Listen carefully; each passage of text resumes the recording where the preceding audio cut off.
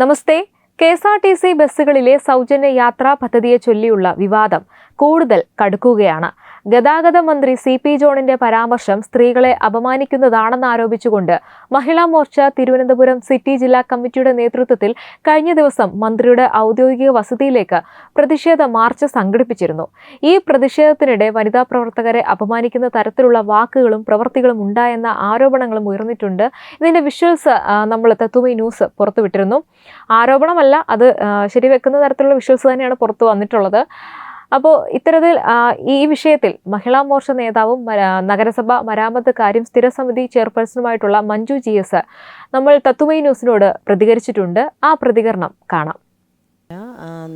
നമുക്ക് സമരം ചെയ്യുവാനും പ്രതിഷേധം അറിയിക്കുവാനുമുള്ള നമ്മുടെ കടമയാണ്. അപ്പം മഹിളാ മോർച്ച എന്ന് പറയുന്ന പ്രസ്ഥാനം അതിനു വേണ്ടിയിട്ട്, അതായത് മഹിളകളെ അപമാനിച്ചുകൊണ്ടാണ് ഗതാഗത മന്ത്രി ബഹുമാനിയായിട്ടുള്ള ജോൺ അവർകൾ ഇങ്ങനെ സംസാരിച്ചത്. അത് കേട്ട് കാണുമല്ലോ രാവിലെ. അപ്പം അത്രയും മഹിളകളെ താഴ്ത്തിക്കെട്ടുന്ന തരത്തിൽ അങ്ങനെ സംസാരിക്കുവാനായിട്ട് ജനപ്രതിനിധി എങ്ങനെയാണ് അദ്ദേഹത്തിൻ്റെ നാവ് പൊങ്ങിയത് എന്നറിയില്ല. അപ്പോൾ അത് നമുക്ക് കേട്ടപ്പോൾ തന്നെ ഇപ്പം നമ്മുടെയൊക്കെ വീട്ടിലുള്ള സ്ത്രീകൾ വോട്ട് ഇവരോട് പറഞ്ഞിരുന്നു, ബസ്സിൽ ഫ്രീ ആയിട്ട് നമുക്ക് ട്രാവൽ ചെയ്യണമെന്ന് അവരോട് നമ്മൾ സംസാരിച്ചിട്ടുണ്ടായിരുന്നില്ല. അവർ ഇലക്ഷനെ മുൻനിർത്തിക്കൊണ്ട് സ്ത്രീകളെ കയ്യിലെടുക്കാനായിട്ട് മഹിളകൾക്ക് ഫ്രീ സർവീസ് എന്ന് പറഞ്ഞാൽ അവരാ ഇങ്ങോട്ട് പറഞ്ഞിട്ട് മഹിളകളുടെ വോട്ട് വാങ്ങി ജയിച്ച് ഭരണത്തിൽ കയറിയേ. അതിനുശേഷം അദ്ദേഹം പറയുകയാണ് എല്ലാ മഹിളകളും കൂടി തള്ളിക്കയറുന്നു. ശരിക്കും നമ്മുടെ കേരളത്തിൽ സാധാരണ ഓടിക്കൊണ്ടിരുന്ന ഓർഡിനറി ബസ്സുകളൊക്കെ തന്നെ സൂപ്പർ ഫാസ്റ്റുകളാക്കി കൺവേർട്ട് ചെയ്തു. എന്നിട്ട് ബാക്കിയുള്ള കുറച്ച് ബസ്സുകളെ മാത്രമാണ് പ്രിയദർശിനി എന്ന് പറഞ്ഞിട്ട് എഴുതി വെച്ചുകൊണ്ട് പോകുന്നത്. അപ്പം 10 ബസ്സിൽ പോകേണ്ട ആൾക്കാരെ 2 ബസ്സിൽ കൊള്ളിപ്പിക്കുമ്പം നോർമലി അവർ പോകുന്നതാണ്. ഈ ബസ്സിൽ തള്ളിക്കയറുന്നത് ആരാ? തീരെ ബസ്സിൽ എല്ലാ പ്രാവശ്യവും പൊയ്ക്കൊണ്ട് എപ്പോഴും ബസ്സിൽ പോകുന്ന ആൾക്കാർ മാത്രമേ ബസ്സിൽ പോകാൻ നിൽക്കുള്ളൂ. അല്ലാതെ ഒരു വേറെ അവരുടെ സ്കൂട്ടറോ അല്ലെങ്കിൽ കാറോ ഉണ്ടെങ്കിൽ അതിലേ പോവുള്ളൂ. അപ്പം അങ്ങനെയുള്ള സാധാരണക്കാരായിട്ടുള്ള സ്ത്രീകളെയാണ് അപമാനിക്കുന്നത്. അദ്ദേഹം പറഞ്ഞത് എന്താണ്? ബസ്സിൽ തള്ളിക്കയറും, പ്രൈവറ്റ് സ്കൂളിൽ കൊണ്ടുപോകും, ഹോസ്പിറ്റലിൽ പോയാൽ സർക്കാർ ആശുപത്രിയിൽ. ഇപ്പോൾ ഇദ്ദേഹത്തിൻ്റെ വീട്ടിൽ നിന്ന് കൊണ്ടുവച്ചിരിക്കുന്നതെന്നല്ലല്ലോ സർക്കാർ ഹോസ്പിറ്റൽ അല്ലെങ്കിൽ സർക്കാർ സ്കൂള് അല്ലേ? ഇതെല്ലാം സാധാരണമായിട്ടുള്ള ജനങ്ങളിൽ നിന്ന് ടാക്സ് പിരിച്ചുകൊണ്ട് സംവിധാനങ്ങൾ ഒരുക്കുന്ന ഒരു സർക്കാരിൻ്റെ പിന്തുടർച്ചയായിട്ട് വരുന്ന ഒരു വ്യക്തിയാണ്. അദ്ദേഹത്തിനൊരു ഗതാഗത മന്ത്രിയായി ഒരു അവസരം കൊടുത്തുവെങ്കിൽ അദ്ദേഹം ഇത്രയും പെണ്ണുങ്ങളെ അപമാനിക്കാൻ പാടില്ല. ഭാരത സ്ത്രീകളെന്ന് പറഞ്ഞാൽ വളരെ കേപ്പബിളായിട്ടുള്ളതാണ്. വേറെ ഏതെങ്കിലും രാജ്യങ്ങളിലുള്ളതുപോലെയല്ല. ഭാരതത്തിലെ സ്ത്രീകൾ വളരെ കേപ്പബിളായിട്ടുള്ള ആൾക്കാരാണ്. അപ്പം അതിൻ്റെ പിന്തുടർച്ചയായിട്ടുള്ള നമ്മുടെ കേരളത്തിൽ വന്നിട്ട് തിരുവനന്തപുരം നഗരത്തിൽ ഒത്തിരി വലിയ വലിയ പ്രവർത്തനങ്ങൾ ചെയ്തിട്ട് ചില വീടുകളിൽ വനിതകൾ തന്നെയാണ് കൈകാര്യം ചെയ്യുന്നത്. അപ്പം അവിടുത്തെ സാമ്പത്തിക കാര്യങ്ങൾ മൊത്തം കൈകാര്യം ചെയ്യുന്നത് പല വീടുകളിൽ കഴിഞ്ഞാലും വനിതകളാണ്. അങ്ങനെ വനിതകൾ മുന്നോട്ട് വന്നിട്ടുണ്ടെങ്കിൽ നമ്മുടെ അടൽ ബിഹാരി വാജ്പേയി അദ്ദേഹം പാർലമെൻറ്റിൽ ഇരുന്ന സമയത്ത് നമ്മുടെ NULM പദ്ധതി, കുടുംബശ്രീ അയൽക്കൂട്ട പദ്ധതികൾ കൊണ്ടുവന്നുകൊണ്ട് പെണ്ണുങ്ങളെയൊക്കെ കോർത്തിണക്കി അവരിലൂടെ സാമ്പത്തികമായി മുന്നോട്ട് പോകാനായിട്ടുള്ള പദ്ധതികൾ കൊണ്ടുവന്നിട്ടുണ്ട്. അതിനുശേഷം പല ഭാരതീയ ജനതാ പാർട്ടിയുടെ നേതാക്കൾ തന്നെ പല ആവർത്തി സ്ത്രീകൾക്ക് മുന്നിലേക്ക് വരാനായിട്ട് സ്ത്രീകൾക്ക് വേണ്ടിയിട്ടുള്ള ബില്ല് അവതരിപ്പിച്ചു. 33% സംവരണം കൊണ്ടുവന്നു. അങ്ങനെയുള്ള ജനാധിപത്യ രാജ്യത്തിൽ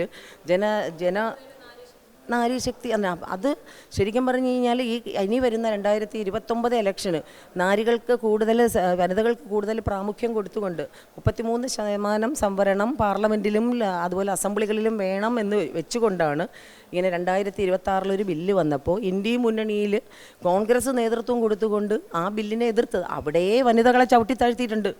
അല്ലെങ്കിൽ ഈ 26 മണ്ഡലം പുനർനിർമ്മാണവും അതോടൊപ്പം സെൻസസും എടുത്തു കഴിഞ്ഞാൽ ഈ സ്ത്രീകൾക്ക് ഈ മേഖലകളിൽ വരാമായിരുന്നു. പാർലമെൻറ്റിലും അതുപോലെ അസംബ്ലികളിലുമൊക്കെ സ്ത്രീകൾക്ക് മുന്നോട്ട് വരാമായിരുന്നു. അതിനെ അവിടെ ചെന്ന് ശക്തിയുക്തം എതിർത്തുകൊണ്ട് സ്ത്രീകളെ അവിടെയും അപമാനിച്ചുകൊണ്ട് ഇവിടെ ഇപ്പം കേരളത്തിൽ മാത്രമാണ് കോൺഗ്രസ് ഭരണമുള്ളത്. അവിടെ വന്നിട്ട് ഈ ഇലക്ഷന് വേണ്ടി മാത്രം തന്ത്രം മെനഞ്ഞുകൊണ്ട് കയറി കഴിഞ്ഞിട്ട് ഈ ബസ്സിൽ കയറുന്നതിനെ ഇത്രയും അപമാനിക്കുന്ന, സ്ത്രീ വർഗത്തെ മൊത്തം അപമാനിക്കുന്ന ഒരു മന്ത്രി, അദ്ദേഹം ആ നിലപാടിൽ നിന്ന് ഇപ്പോഴും പിന്നോട്ട് പോയിട്ടില്ല. അപ്പോൾ ഖേദം പ്രകടിപ്പിക്കുന്ന അയാൾ അദ്ദേഹം പറയണം, അദ്ദേഹം പറഞ്ഞത് സത്യം തന്നെയാണെന്നാണ് പറയുന്നത്. ഒരേ സ്റ്റേജിലിരിക്കുന്ന മുഖ്യമന്ത്രി ഒരു കാര്യം പറയുമ്പോൾ ഇദ്ദേഹം ഇപ്പുറത്തെ സൈഡിൽ ഇതാ പറയുന്നത്. അപ്പം അദ്ദേഹത്തിന് അത്രയ്ക്കും അറിവില്ലായ്മയാണോ? അപ്പോൾ നമ്മളെന്തായാലും മഹിളാ മോർച്ച വളരെ ശക്തിയുക്തം പ്രതിഷേധം അറിയിക്കുവാനാണ് ഇന്നലെ അദ്ദേഹത്തിൻ്റെ വീട്ടിലോട്ട് പോയത്. അതെ, അവിടെ നിന്ന് ഏതോ ഒരു പോലീസുകാരൻ ഇതിനെയൊക്കെ പിടിച്ച് അകത്ത് കയറ്റാൻ, ഇതിനെയൊക്കെ തള്ളി അകത്ത് കയറ്റ് എന്നുള്ള വാക്കാണ് ഉപയോഗിക്കുന്നത്. അപ്പോൾ ഇതൊക്കെ എന്ന് പറയുന്നത് ഇവരുടെ വീട്ടിലും അമ്മയും പെങ്ങളുമാരും മക്കളും ഒന്നും ഇല്ലേ? ഇതിനെയൊക്കെ പിടിച്ച് അകത്ത് കയറ്റ്. എന്ത് ഈ കഴിഞ്ഞ ഈ ആഭ്യന്തരമൊക്കെ കൈകാര്യം ചെയ്യുന്ന വ്യക്തികൾ സ്ത്രീകളോട് ഇങ്ങനെയാണോ പെരുമാറാൻ പറയുന്നത്? ഇതിനെയൊക്കെ പിടിച്ച് ഞങ്ങൾ എന്ത് ബഹളമാണ് അവിടെ കാണിച്ചേ?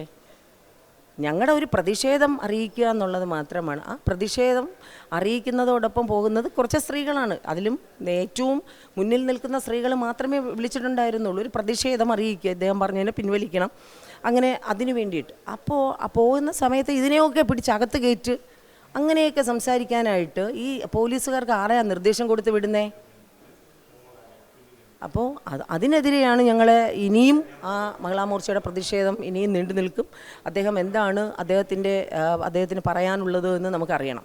നമ്മൾ മഹിളകൾ അയാളുടെ താഴെയൊന്നും അല്ല. വനിതകൾക്ക് പ്രാമുഖ്യമുള്ള ഒരു ഭാരതത്തിലെ വനിതാരത്നങ്ങളായിട്ടുള്ള ആൾക്കാരാണ് വനിതകളെ അപമാനിച്ചതിൽ പ്രതിഷേധം അറിയിച്ചുകൊണ്ട് അദ്ദേഹത്തിൻ്റെ വീട്ടിലേക്ക് പോയത്.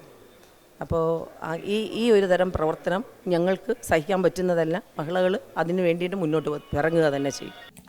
പ്രതിഷേധ മാർച്ചിനിടെ ഉണ്ടായ സംഭവങ്ങളും അതിനെ തുടർന്നുള്ള ആരോപണങ്ങളും രാഷ്ട്രീയ ചർച്ചകൾക്ക് വഴിവെച്ചിരിക്കുകയാണ്. വിഷയത്തിൽ ബന്ധപ്പെട്ട എല്ലാ വിഭാഗങ്ങളുടെയും പ്രതികരണങ്ങൾക്കും ഔദ്യോഗിക വിശദീകരണങ്ങൾക്കും കാത്തിരിക്കുകയാണ് പൊതുസമൂഹം. ഇതിനിടെ ഗതാഗത മന്ത്രിയുടെ ഖേദപ്രകടനം വന്നിരുന്നു. എന്നാലും അത് വിശ്വാസയോഗ്യമല്ല എന്നാണ് മഞ്ജു GS പറയുന്നത്. എന്തായാലും ഈ വിഷയത്തെക്കുറിച്ചുള്ള നിങ്ങളുടെ അഭിപ്രായങ്ങൾ കമൻറ്റ് ബോക്സിൽ രേഖപ്പെടുത്തുക. വീഡിയോ ഇഷ്ടമായെങ്കിൽ ലൈക്ക് ചെയ്യുക. അതുപോലെ തന്നെ സുഹൃത്തുക്കൾക്ക് വേണ്ടിയിട്ട് ഇത് ഷെയർ ചെയ്യുക. കേരളത്തിലെ ഏറ്റവും പുതിയ വാർത്തകളും വിശകലനങ്ങളും ആദ്യം അറിയാൻ നമ്മുടെ തത്വമയി ന്യൂസ് ചാനൽ സബ്സ്ക്രൈബ് ചെയ്ത് ബെൽ ഐക്കൺ അമർത്താൻ മറക്കരുത്.